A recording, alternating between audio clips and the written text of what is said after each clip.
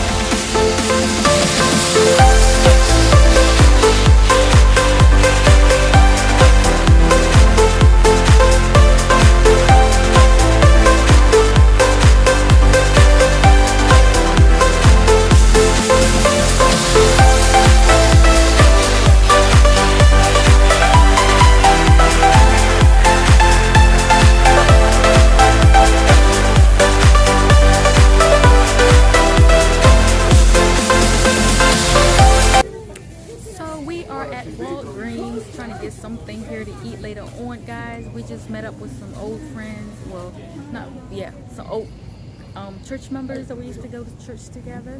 Yes, so we had a good time. Okay, so I'm gonna show you guys, you know, what we got for later on tonight. Let me show y'all. Yeah, so we're gonna have this later on. We got some pizza in the hotel. So we're gonna have this later on and call it a night. Call it a day. We're just gonna chill, you know, watch some Netflix on my tablet, on my iPad. Yeah. So this is us right here. Yep. Oh. Takis are my second favorite chips. But they're a little spicy. Guys, wait.